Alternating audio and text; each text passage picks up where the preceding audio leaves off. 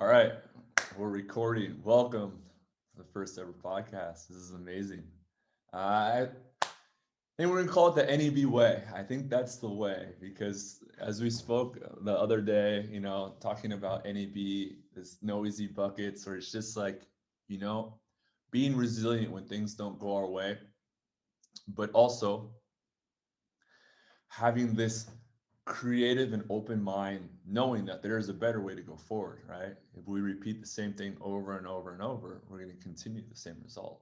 And so having Mm. this noisy bucket mindset turns into the noisy bucket way. And I'm so grateful to have you, Jonas Plass, my brother. I'm so happy to have you. Just a little quick background. We met through a mutual friend, and I still laugh and I'm sad about this today because I offered you a coffee and we went to go get coffee and I don't think I had my wallet or my credit card. So you had to pay for it. And I was like, I'll get the next one. And the last time we talked, you were in Bali. So I apologize, but welcome, my brother. How are you today? All good. Thank you. Thank you very much for having me. Yeah, I think back in Berlin they didn't accept credit cards at that That's place. it. Yeah, yeah, yeah. Yeah, but it's all good. Like I'm super stoked to be here. Yeah, unfortunately, kind of like I think you moved to Berlin just a month before I moved to Bali or something like that. So Yep. um, yeah, since then it had to be like WhatsApp, Instagram, and so on and so forth. Yeah, but it was great. It was like really like such a warm welcome. We had a great conversation and it's in a funny way, I saw myself in you, but like in the future, someone that, and I don't want to put words in your mouth, but had an amazing athletic career and now was venturing into this new unexplored adventure in life that was Bali. And I was just like, wow, this guy's doing it. This guy's going all the way. And so it was such a quick meeting, but for me, it was really impactful and powerful. And you really left an impression. So I was so happy last week when you reached out and we connected. But yeah, I mean, we have to talk a little bit about your athletic achievements because, you've worked so hard. Uh, Former 400-meter runner, an Olympian, finalist in World Championships, and you did it in such a short time. Can you tell me a little bit about that process and how you grew so quickly into becoming an international sprinter? Yeah, very good question. I'm still looking back. I'm still wondering how that like happened to me.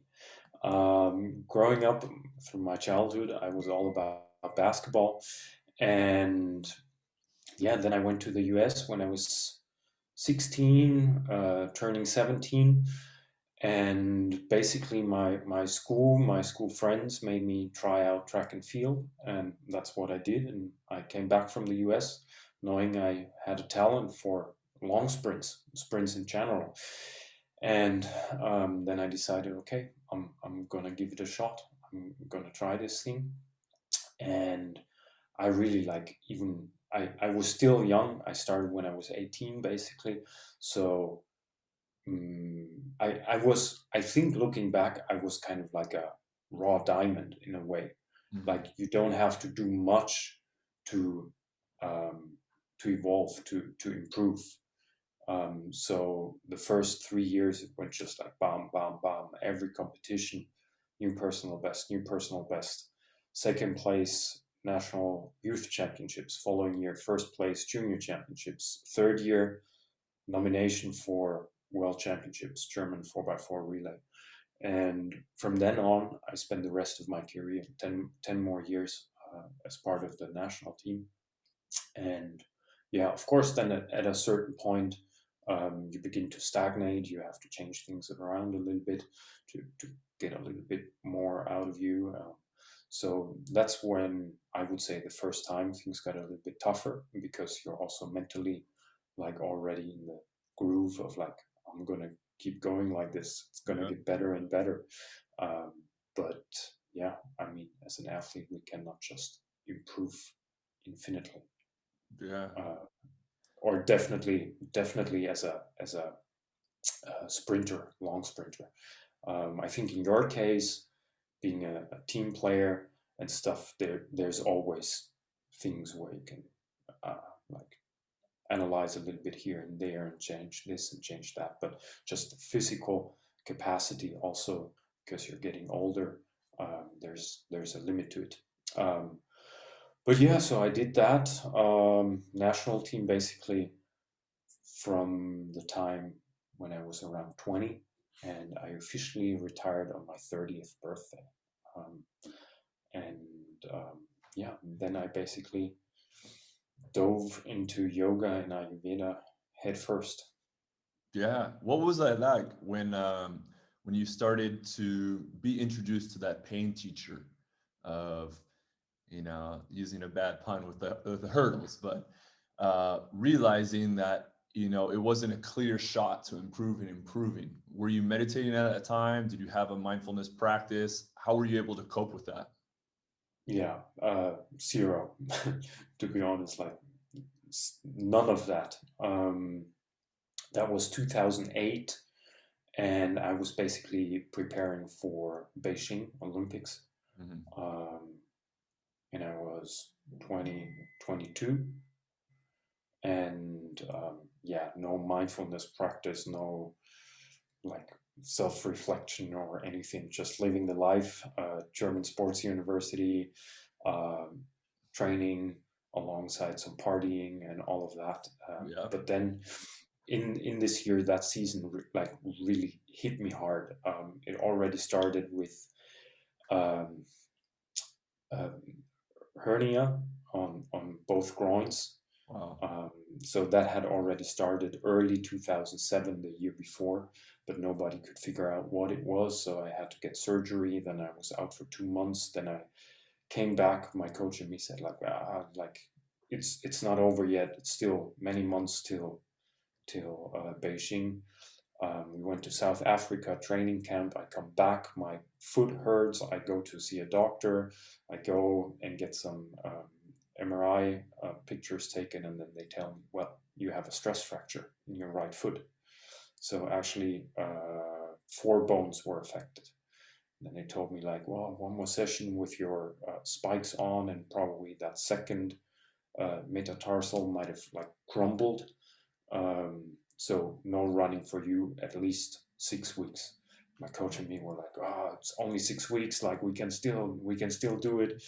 And I actually, those 6 weeks, I practiced more than ever before, like aqua jogging. Every morning I was in the water, on the bike, stationary bike, then in the weight room. And I didn't want to give up on that dream. And then I had a checkup after 7 weeks, and then they noticed, well, the healing process had just started. Let's do another 6 weeks. And then I was fuck, like that's not gonna work. And then I said to my coach, like, no more aqua jogging. No, like I hit the weight room. That's what I'm gonna do. But there's no chance for any Olympic qualification. So that year was super, super tough for me. But looking back, I'm really thankful for it because, like I said, I was living the life, early 20s, Yeah.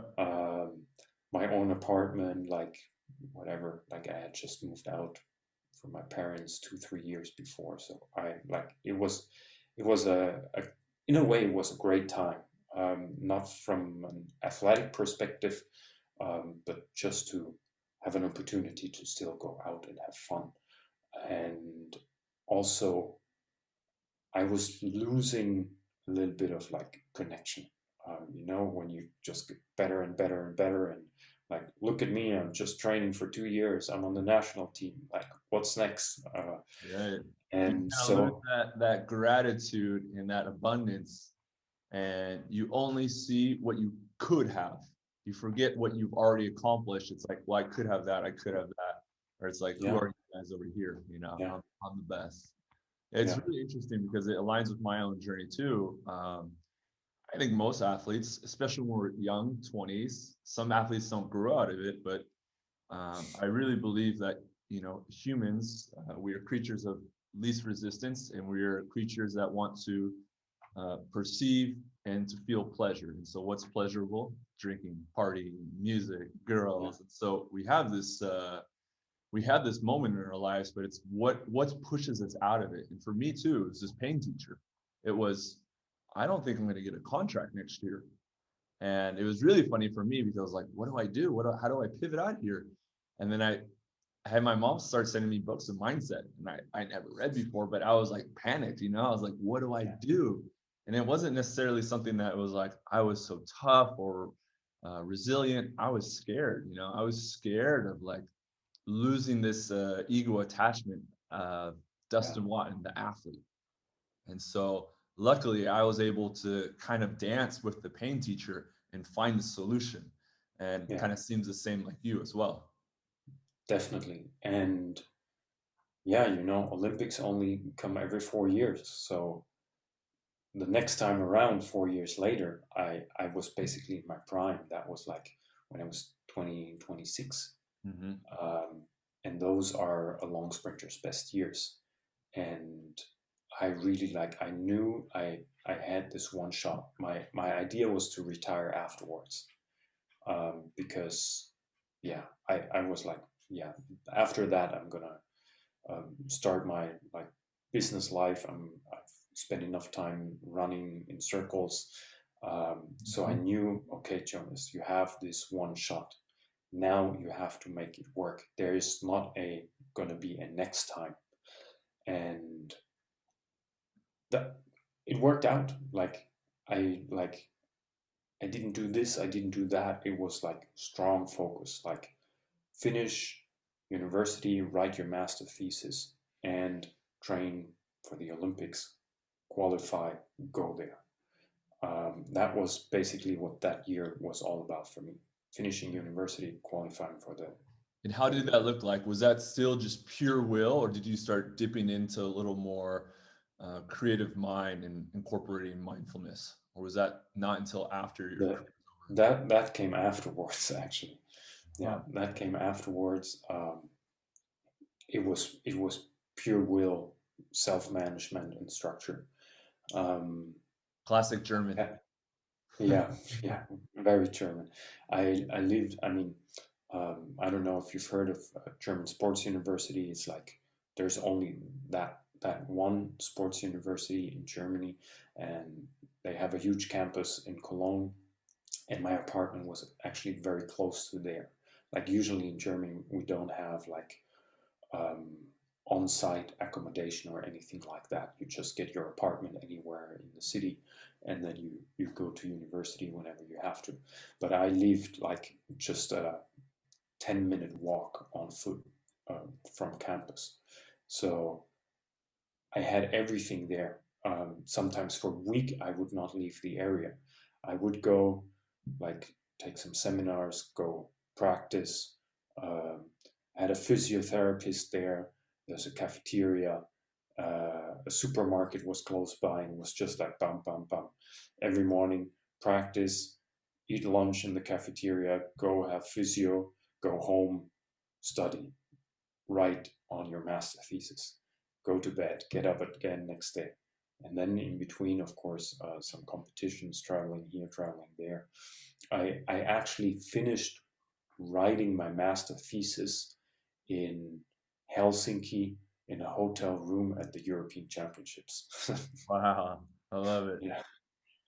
Yeah, that was crazy. It was not. I think it was a very, very important year for me. But the traveling and competing, that was great. But the stuff in between, I don't know if I would want to go through it again. That was very intense. And so I know you kind of spoke on this on other podcasts, but how there's athletes, it's so physically demanding. I can't even imagine for track how physically demanding it is. And then you get home and there's some athletes that continue to be intentional, and there's some that just sit and it's just Netflix or it's video games. It's really interesting. Just athletes are so strong and they have a task, but if they don't have a task, they don't know what to do with themselves. And so kind of two questions is, how did you become so disciplined, and then after, what was the bridge to get you a little bit more mindful? So how do I get disciplined?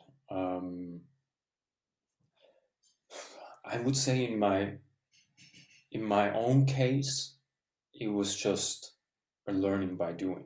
Um, I never did things because somebody else told me that they were good for me. I had to experience it myself. Mm. That's number one. Um, so yeah, definitely there had to be people to give me a recommendation saying like, maybe you want to try this, maybe you want to try that. Many times I was like, no, like that is not for me. Um, but then especially as an athlete, as you get older, you have to take a lot more care of your body. So all of a sudden you find yourself doing things you would never do in your early 20s. And then you notice like, damn, this is actually working. Like I was so stupid. I was making fun. Like, I mean, we're both vegan. I remember like in my early 20s, somebody told me about veganism and stuff and try it. It's good for an athlete. You will feel a lot lighter, more energy and stuff. And I was like, come on, leave me alone. Like, please, that's not for me. And then come like 27, 28. Then the first thing that I tried out was like, okay, no meat in the evening. Let's see if that changes something. Um, Whenever I had meat, I went to the butcher, good meat for lunch, and never ever any meat in the evening. And I was already, wow, I do sleep better. It's easier to get out of bed the next morning. Huh, I should have done that earlier. Then the next step was like, I was looking a bit into like um, alkaline nutrition. Mm-hmm. And basically, that's I would say, the last stage before going vegan. Animal products produce acidity in the body. You want to reduce that to a minimum. So I played with that a little bit and I was like, well, the less I eat of those things, the better I feel. Yep. So it was a trial and error, but I had to feel it and experience it on my own body. So that's number one. What was the second part of the question? And then what was kind of the bridge to becoming more mindful and conscious and not necessarily seeking, but going within? Because it Yeah, seemed like as an athlete, not that it was anything bad, but it was just pure will, pure yeah. discipline, clear vision. What made the switch for you to be a little more curious about maybe the things that aren't so material? Yeah, that was also a gradual progression. I got into yoga shortly after the Olympics because of back problems. Mm-hmm. So in the beginning, of course, I didn't know much. I was like, I would say 95% of the people out there thinking yoga is some exercise routine like Pilates, for example. Workout, And maybe some house music, yeah. Like a little bit sweaty, some pumping urban beats, that kind of stuff, power, prana, flow. Um, but it did help me. I like physically, I felt better. The back pain was gone, but then there was this other thing. It was not only physical. I felt great afterwards, and the first 4 years was like an on and off thing, going to yoga classes, and not like because I was so busy with my regular training, and I hadn't really at that point understood what it can offer to my training and athletic performance. So always come spring, come summer during our main season, I would not do any yoga. Back pain would come back. Bam, bam, bam. Next fall, winter, rolling out my mat again. So after I retired from running, I wanted to know like what is it that actually makes me feel so great. beyond the physical.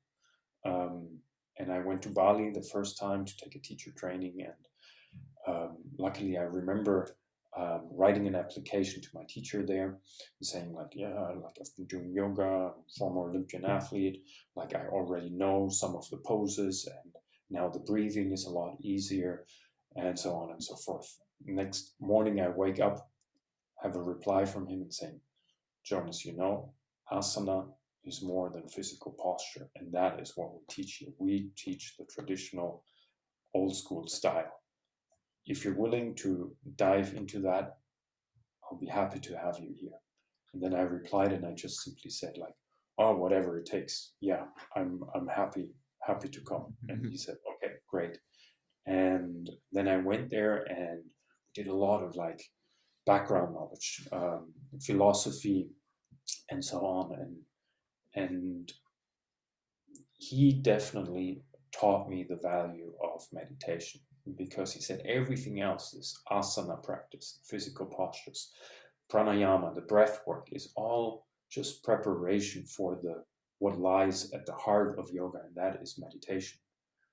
And yeah, it just became part and parcel of who I am now. The last 3 years, I've meditated every day. Like I did not skip one single day. Sometimes only once in the morning, many days, or most days also in the evening. And that's basically my evolution, how I got into this. And then also I would definitely say my partner, she's a very self-reflective person, and she also, especially when it comes to emotions, I think like as an athlete, like showing emotions on the field or in the stadium, that's something we have a lot of. Like still nowadays, like I watch like old like YouTube videos of Michael Jordan and stuff from like his last game, for example. I don't know how many times I've watched it, and I still have like tears in my eyes, and like people are making fun of me like, oh my god, like you're such a cold person, and then you watch a stupid video for the 25th time and you got tears in your eyes again. But somehow, and I think that's how far emotionality went for me. And with my partner now, always asking them, hey, how do you feel today? And before I would say like, yeah, good, good, it's all right, all good, without even asking myself. It was just like an automatic instant reply. If somebody asks you that, that is what your answer. Like, have you ever like walked up to anyone asking like, hey, how's it going? I mean, I know in the US, like it's a Yeah. usual thing. You walk into a Walmart and there's a person standing there, hey, how's it going? But like it's just like another way of saying hello, nice to have you here. It's very different in the US compared to Europe. Yeah, Like yeah, you almost never say in Poland, actually, you say it's jak się masz is like the exact translation, but you never say this to someone you don't know. And so I yeah, say this to like people I don't know because I learned it, and everyone would laugh at me because you don't say this to people that you don't know. It's like a yeah, genuine, sincere question, like, yeah, how are you? yeah. Rather than like How in are you America, it's feeling? like, hi. Yeah. And how many times have you like received an answer like, I'm actually not good, my grandma died, or something like that? Wait, So I'm not asking you about that. You're supposed to, yeah, yeah. yeah. Whoa, I'm from the US. I didn't like no, no. Yeah, but with her asking me again and again, I actually started to sit down and say like, how do I feel? And that's how it all started, because then it's like you're kind of spiraling into it. You're beginning to get more in touch with yourself. Um, so yeah, it's been quite a journey, the last 5 years now. Yeah, I really enjoyed reading. We'll link the blog, but talking about especially yoga for athletes. One thing I saw that really resonated with me that I really loved, but also I'm curious to learn more, and I'm sure people listening. You talked about yoga as like a bridge beyond the physical body. So what do you mean by that? Because like we mentioned, like especially in LA, it's like, are you gonna work out today? It's like, yeah, I'm gonna do yoga. You know, it's are you stretching today? Yeah, I did some yoga. And so, Yeah. you know, it's very materialistic in California because it's so packaged. It's like this cool thing to do. You can take a photo of it, but a bridge beyond the physical body. I really like that. What do you mean by that? Oof. So the ancient scriptures, they basically say, or when I think about another example, Ram Dass, Mm-hmm. probably you've heard of him. Mm-hmm. Um, I remember watching this one lecture where he says, uh, our body is just a spacesuit that we received for this lifetime. Um, and the scriptures tell us, like, yeah, there is a body, there is a mind, um, but our biggest problem nowadays is that we identify with it. We think we are the body. We think we are the mind. But what yoga like precisely says is it is a part of you, but not the essence of who you are. So there is a part of you that um, will continue, that will remain unchanged, even if your head is not as clear anymore, even when you lose your hair, when your hair turns gray, when you get your wrinkles. I actually noticed this morning because the light was coming in. I was like, what is happening with my skin? But so this is all part of you, but it's not who you are deep down at the core.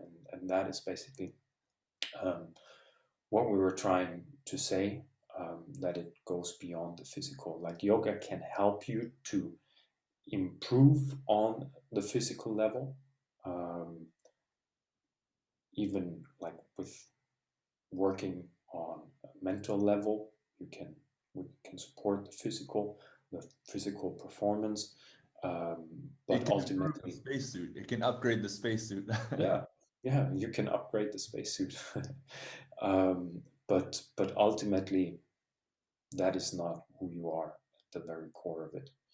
And I think it's very important. I actually had a conversation, and I'm actually going to meet him after our chat now. A Paralympic athlete who's a year older than me, and he's going for his fourth Olympic Games this summer, and he doesn't know what's going to happen after. And I already told him, I said, um, even though I'm a little bit younger than you, I feel like I'm already one step ahead because I already retired. And I noticed, and I still do, how much I'm still to this point attached to the Jonas professional runner. Like I still dream today with like my relay mates being in training camp, being in competitions, and I wake up and I think like, wow, this is still in there and it still keeps me so like captured. It's incredible. So I think it's a great opportunity. Like, and that's also my intention. I want to get athletes to work with me, and my intention is, well, no, let's put it a different way. I'm kind of, it's like a hook and bait thing. Bait and hook. How do you say? Bait and hook. Hook and bait. I actually don't know. We'll say bait and hook. Yeah. Bait and hook. Yeah. So my bait is that I tell them I'm going to make you a better athlete. But what I actually want to do, I want to make them a better human. Like short term, they will be a better athlete. But my hope is that they will stick to those practices, because they will also make the progression from being an athlete into being an everyday human being a lot easier, because you learn to rest in the observer. That's something that we oftentimes say. Like you're just there, the essence of who you are, observing your thoughts, observing what's going on, but You're always at rest, only observing, nothing else. Yeah, So I love yeah, that. And I feel for me with my mindfulness practice, it's just you have that space. You have that space, and within that space, you're able to respond in alignment, usually in alignment to the highest version you believe you can be. And yeah, so once I started meditating too, it's just there's so many things in my life where I was like, when I, for example, when I party and when I drink, maybe I get out of control. Maybe I like fall. Maybe I do things that hurt people. And I was like, that's not who I want to be. I don't want to be someone that hurts people. And when I drink, I hurt people. So I'm slowly going to stop drinking. And you just become more aligned with the person you believe you can be, or maybe the person that you've always been. yeah, You go back to this soul or whatever it yeah, may be, where you get back to center and you're like, whoa, this is who I really am. I'm not that person that watches TV and these advertisements, and I'm so insecure that I do what the really beautiful and handsome people on TV do and get the girls. Because that was my biggest thing growing up. In high school, I lost a lot of my friends. I went to this school, everyone went there, and that insecurity stuck with me to college. And once I got to college, immediately 24 best friends. Like right when I got on the team, first party, I see everyone drinking, playing drinking games. I'm like, I'm gonna drink. I'm gonna be great at drinking games, to the point where I would sit in my dorm, practice without drinking, playing drinking games sober, because I want to fit in. I want to fit in. I want to fit in. I want to fit in. And with the mindfulness, it's like you just kind of realize, like, I'm already whole. And then you start as an athlete too, you start realizing these challenges are catalysts for our greatest growth. And you kind of touched on it too, but looking back in my career, when people ask me like, what's the greatest season professionally? And I'm like, the seasons where I suffered the most challenging seasons, the seasons where I broke up with my girlfriend, where I was alone, where I was uncomfortable. Because in those moments, I had to grow out of what the best version of myself I believed was possible and level up even further. In the yeah, years where, this year and even last year, very comfortable. I'm playing really well. The team's doing well. It's easy. And I'm like trying to find different things to like push me out of that comfort zone, because it's so easy to be comfortable. And that's what feels great. Like going back to athletes, going home and watching Netflix. Easy, feels great. Are we growing? mm, Probably not. Are we recovering? Probably not. Are we challenging ourselves? I don't think so. And so I love that thought with mindfulness, where it's just, I just feel much more aligned with the person I know I can be, or the person I already am, like in this soul essence. yeah. And you said something in the very beginning, that your mindful practice gives you a space to respond. Mm-hmm. And I think that was very important. You, with your mindful practice, you have the ability to respond and not to react. And when you're responding, you can actually make a conscious decision. And it's not like let's go here, no, let's go there. Like when you're responding, you're just taking a moment. You think, where do I want to go? Does that serve the purpose, or where I want to go, or do I maybe not go for this? And I wait. Like response can also be to not do anything, to wait. It's so funny Yeah. too, being around people that are like very mindful, that have like a deep meditation practice. I'm looking at a photo of my friend that gave me this Sankhya tattoo. He lived in Bali for a while in a temple and learning this. And sometimes when I ask him questions, he just like pauses for like 5 to 10 seconds. And it's just so odd. You're like, answer. I ask you a question, like answer, because like you said, everyone's just reacting like, I'm good, I'm fine. Yeah. And he's just like, Yeah. How you doing? I'm good. What am I? so I love it. Like, I don't know, this like centeredness of self. And it's so interesting. I feel meditation and yoga, I think it's very off-putting for people because they don't see a difference. They don't see like the bicep growing, or, they don't feel that, they don't see that their skills are getting better. But there's like really powerful growth that I've seen when I stopped doing it, when I stopped meditating. I love meditating, but when I travel with Team USA and we're in a hotel for 6 weeks at a time, I just feel odd meditating around my roommate. But when I don't meditate, then I catch myself in practices and games reacting like, hey, or why is he doing that? Or what's going on here? Instead of just being like, all right, back to my breath, next point. And I just feel myself starting to tense up and get angry. And then I realized, oh yeah, I haven't been meditating for 2 weeks. I haven't been meditating for 3 weeks. And it's like, now then you can actually start seeing it. And that's where I think it's really fascinating. But so many people, especially athletes, it's so material. I need to physically see something. If I don't, it's a waste of time, even though, what they would do would be watching Netflix. Yeah.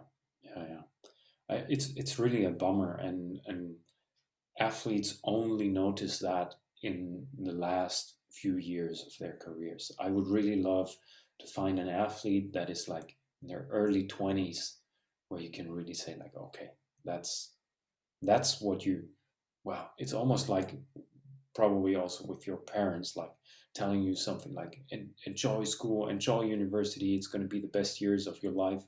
And while you do it, you're like, oh my God, it's like so horrible, I have to study. And then you start working, like, man, those were really the greatest times of my life. So the same, like in an athlete's career, like you come as an older athlete and you tell the young athlete, like, if you integrate that in your practice now, and you sit down, you meditate, you do this, you do that, you're gonna be so good. And they be like I was like, yeah, you tell me, like it's okay. And then they are a little bit older, and then they're like, I should have started earlier. Yeah. Yeah.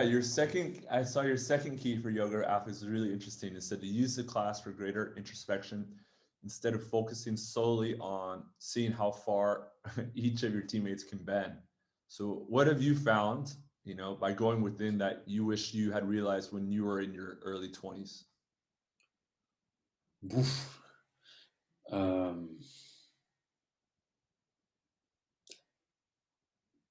Probably that certain things cannot be forced. Ooh, I like that. Yeah, like, yeah, there's been a few things where I was like, this has to, and I have to, and like the harder I try, the more likely it will be. But some things are just not made for you at that very point in time. And to also be a little bit more relaxed. Of course, in sprinting, 400-meter running, everything is about like splits of a second. Um, and while you're involved in that, it's like, oh, I improved like by 700ths of a second. I was faster than last weekend. And now looking back at this, it's just like ridiculous in a way. Like, Yeah. you practice, you work your butt off for 10 years for this like 700ths of a second Mm-hmm. like gain. And well, if you're faster, that's great. But if you're slower, like you ruin the following 2 weeks, and you're like, wow, should I quit? Like, I'm not, like, this sucks. And so I think this, like, a little bit more equanimity in a way. Like, I think there can be a healthy balance. Like, as an athlete, of course, you have this desire to become better, but yeah, not for any world and money in the world. Like, Yeah. not at I, any I price. I love this thought, and we kind of spoke about it the other week of surrendering. And I think on top of that, you can go even deeper with acceptance, and maybe even deeper of loving those things that happen to us that don't really align with our personal preference, right? So if we lose the game, how many people actually like surrender and like accept it? It's like, F that, this sucks, da da da da da. But it's like, does that help us at all? Like moving forward? And maybe there's a short time where we can be frustrated, but I think the quicker we can accept it, maybe even the quicker we love it, because when we start loving it, we stop focusing on the problem entirely, right? And we get to solutions. And okay, I lost and I was awful in, we'll say, passing in volleyball. I was awful in passing. I can find this solution. I can get to work. I can watch some video. And when we love it, now we're on to the future. We can be fatalistic of the past and the present and then go to the future. What's your balance in that and knowing what you know now when things don't go your way? How does it work from like kind of having this will to want it to be something else or to surrender and move on? I was just thinking about a little story from 2012, just a few weeks before the Olympics. And like the people that were like traveling with me in my 400-meter like universe, they know, but I think outside, not too many people know. So in 2011, I won our national championships. I was like really in the shape of my life. The semi-final 2011, I already knew I can win a medal. So my coach said, you go hard the first 300 meter, then you check right and left where you are, and then you take it easy to leave some energy for the next day for the final. And I knew I was in an incredible shape. So I did like the first 30, 40 meters, like all out. And then I checked right, left, and I kind of like, it felt like jogging the entire lap. And I checked and I checked and I checked. And I qualified for the final. And then the next day, I just went all out at 300 meters. I was like prepared for a nice battle down the home straight. Mm-hmm. And I look and nobody's there anymore. And I win national championships. Then come 2012, I was still like, or again in a fairly good shape. And semi-final, I was like same as the year before. My coach says, you go 300-meter hard, you check, and then you save some energy if you can. I do like first 30, 40 meters all out, and I start jogging. I look. After 250, 280 meters, somebody comes on the inside, passes me. Comes another one, I'm like, what is happening? I'm not prepared for this. And then I was already like too tired to accelerate again. And I took 9th place. I was the first one not to qualify for the final. And usually that's our trials for the Olympics. The first 5 get to go to the Olympics. First 4 is the relay members. Number 5 is the 5th man, the substitute. Mm-hmm. And I come in 9th. I've worked my butt off for the entire year, and I just messed it up entirely. 2 weeks before, I had a great race. I was like in the season ranking. I was like number 2 or number 3 in Germany. So it was like, yeah, I'm gonna win a medal and it's gonna be all fine. 9th place. Are they gonna nominate somebody that takes 9th place in the national championships for the Olympics? Well, they did. But that was one of the darkest days in my career. Like I remember I had a sports scientist. He was about to take lactate and stuff. And he came like, oh, Jonas, let me. And I was like, that was the last race of my career. Like, no need to take any lactate. Like, fuck this. My parents, my coach, what happened there? And I'm like, well, you saw what happened. And then I went out partying that night. And the next day, the other 8 guys did the final. The times were like so. And then my national coach walked up to me and said, like, you know, when we go to London, we need the best 4 guys on the relay. And I know, even though what happened this weekend, I know that you are one of them. I'm going to do all that I can to get you nominated. And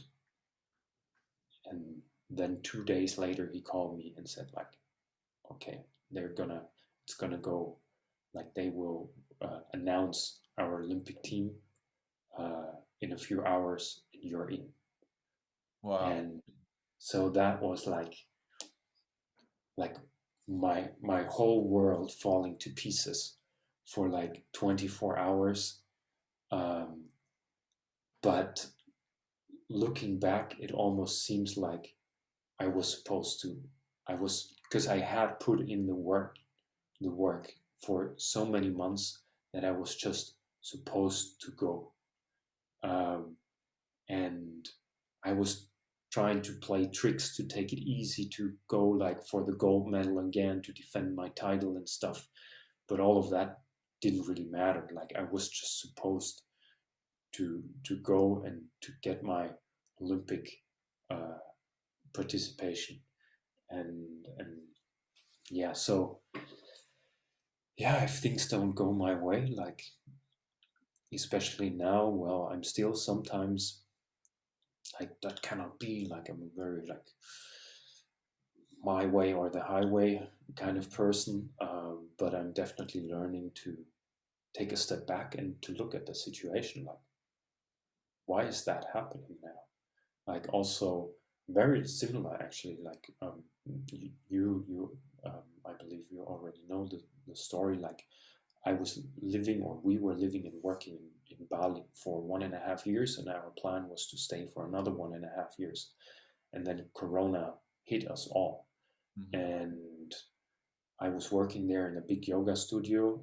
We had a lot of students, which were almost exclusively tourists. So all of a sudden, like, there was no tourists on the island anymore. There was no opportunity to make any money. On top of it, like, I had just come out of a dengue infection. I was like for 2 weeks, like, in the corner of our house, like that. Immune system super, super low when people start talking about like corona and people dying. And then I said, like, I want to get off the island. I want to go back to Europe. Yeah. It's worse there right now, but at least I know the health system and the standards there. I feel more safe. And also my girlfriend's mother, she works in a hospital in Spain. So she also said, like, hey, I want to be closer to my parents in case we don't know what's going to happen. Yeah. So within 4 days, we basically made the decision to leave Bali, to close that chapter. And we moved back in with my parents for 5 months after having lived by myself or together with my partner for 13 years. So that was also something that definitely did not go according to plan. But there was like a lot of teachings in there. Basically every day were like just conversations, arguments, this and that, being back in your hometown, small town, after having lived in Bali, and so on. Now, like, you're back with your parents, you're a vegan, your parents are not vegan. Wow, all those things, and where you always have, why did we have this conversation now? Why, what are they? Well, they love me, but like so and so. And that was, so there was, as uncomfortable as it was, many times there was always a lesson in it for us, or for everyone involved in those situations, I believe. So we now got out of it. We found ourselves some jobs and an apartment, but definitely the relationship, like, took a different turn. Like, relationship, like, you're in your mid-30s and you're moving back in with your parents for 5 months. That definitely changes the relationship that you have with your parents. So yeah, you always have to take a step back and look at the entire situation and ask yourself, like, why is it that I'm now thrown into this? There must be a reason for it. There must be some sort of learning that I'm supposed to make right now. Well, that's the thought of kind of, being holistic where everything is connected. It's not just like, oh, this happened for some reason, but it shouldn't be happening. It's like all these things are connected. And I believe whether it's correct or not, when we have the mindset that this is an opportunity for growth, this is an opportunity to learn. This person is here for a reason. This situation is here for a reason. And we play it almost like a video game. Like, how can I level up in this situation? Oh, or one of my favorite authors talks about when something bad happens, he's a stoic. He talks about, oh, what a clever wrinkle. And he's like, oh, this is interesting, huh? Or he talks about, like, he jokes, it's a test from like a stoic god above. And he's like, oh, what a beautiful test. And so how was the test for you? Because for me and a lot of my friends, is coming up soon, is pretty much leaving everything you've ever known in your life as an athlete and beginning anew. What was that test like for you? What were maybe some of the pain teachers that went along, and how were you able to pivot out of that? I would assume a little ambiguity, anxiety, maybe even a little fear. How were you able to move out of that? I would say I cannot like name one specific thing that helped me out of it. The good thing was that it was not like a rough cut, like now this is over. Like I always had something else going on. Like you have something else going on with your No Easy Bucket initiative. Back in my last 3 years of my career, I had already initiated an anti-doping project. Mm-hmm. So the last years, on one hand, I was the athlete. On the other hand, I was in a way the businessman. Mm-hmm. And that project continued after I ended my career. So I already I was businessman, athlete, like 50-50. And then it kind of switched to like, okay, now I'm more the businessman, still going like on my road bike, still doing this and that. So it was not a 100% and zero. It was more like a 70-30. Mm-hmm. So it was a gradual transition in a way, but definitely I noticed, especially in conversations, because then we were not like, we didn't manage to get our anti-doping project to where we wanted it to go. So we had funding, public money, and then once we ran out of money, there was no way of continuing. And then I said, like, okay, maybe it's not meant to be. Like, maybe, like, do I really want to be the businessman? And then there was already now the yoga side of me, mm-hmm. Slowly starting to build. But then, especially in the beginning, because, I went to university, I had my degrees, I'm an Olympic athlete, and all of a sudden you say, like, I'm a full-time yoga teacher. And what, like, you have a master's degree, and there was a few months where I was thinking about writing a PhD, which I decided not to do. But and the Olympian, why are you teaching yoga now? Like, you're in Berlin in this little studio, you have like 3 students. Like, what is wrong?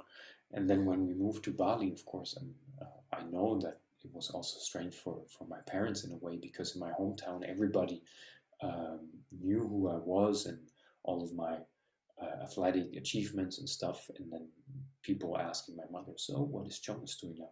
Well, he's moving to Bali to work as a yoga teacher. And like a majority of the Bali yoga teachers, like, they don't have a work permit. They have like 3-4 students.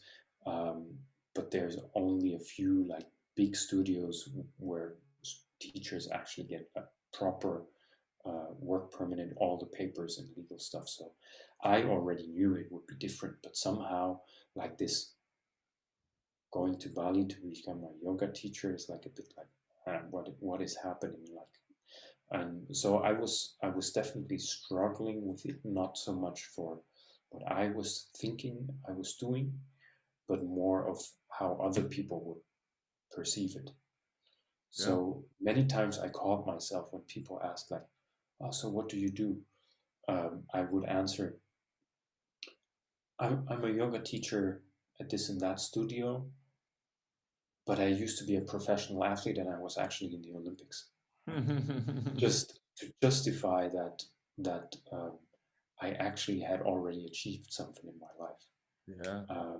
So so that was, and then I over time, like I didn't bring it up anymore. Then I just said I'm a yoga teacher, and then whenever my partner, when she was with me or so, and then she would always pat my shoulder and say like, yeah, and did you actually know that he was in the Olympics? He was a professional athlete. And then I was like, please, I'm not like, I'm trying to finally close this chapter, to move on, to kind of distance myself from it, to not needing to have this approval, kind of like, um, Ego and gratification. I feel yeah, like with me and you, it's a lot of the same. Like, I feel like we have to have more or less, you have to be super talented or to have like a pretty strong ego,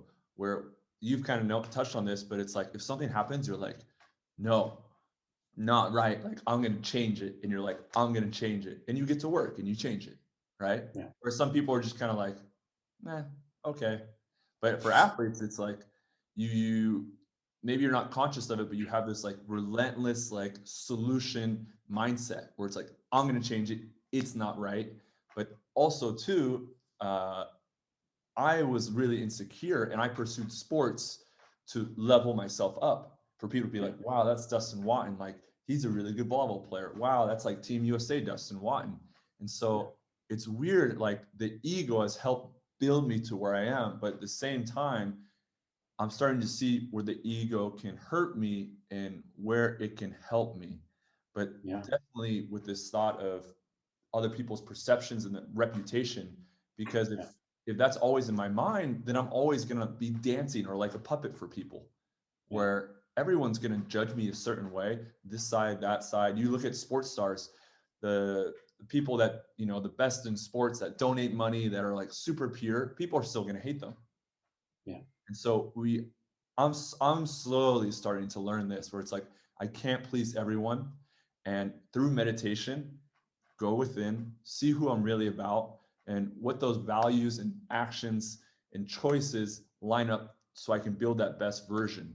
And people are going to judge me one way or another, but at least I know I'm working in line with who I want to be.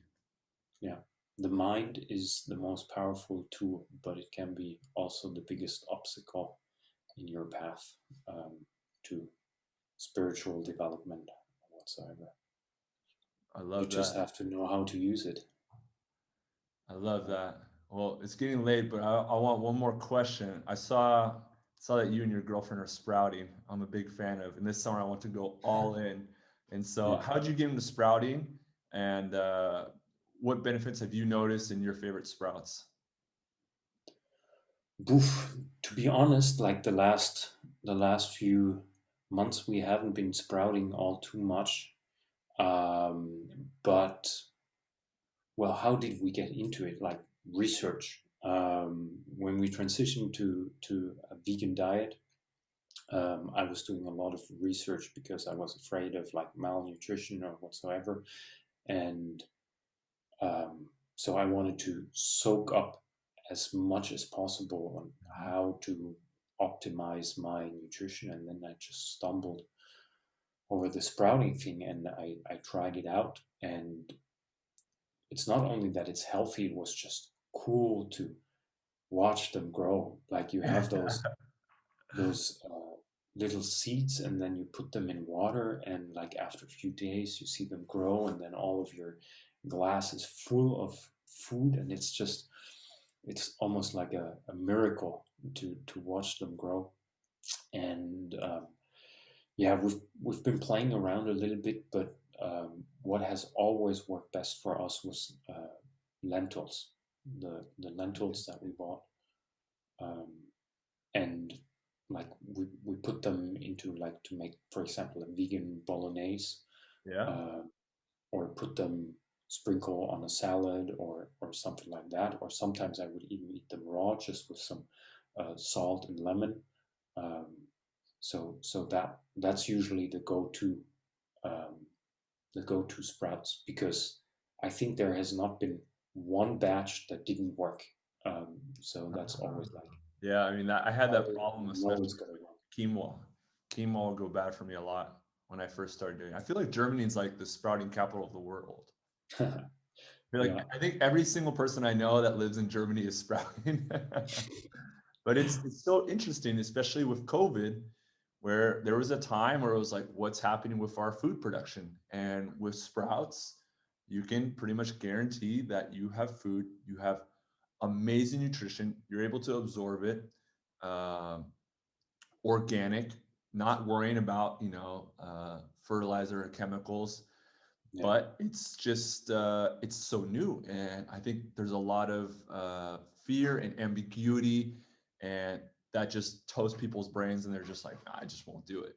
So what's your advice for people that haven't sprouted yet, but maybe their first like baby step towards growing a garden in their house? yeah. Do it. That's my recommendation. Do it. Yeah. Yeah. What would be the uh first seed or grain or nut or sorry, legume to sprout first?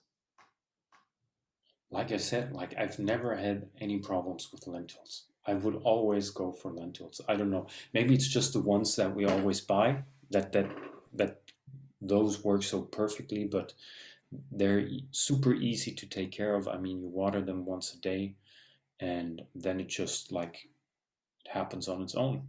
All the magic unfolding.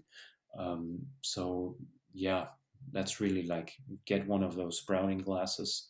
I think I even at one point I built some myself with some hot glue, but that was not like the best thing. So sometimes a bit cheap.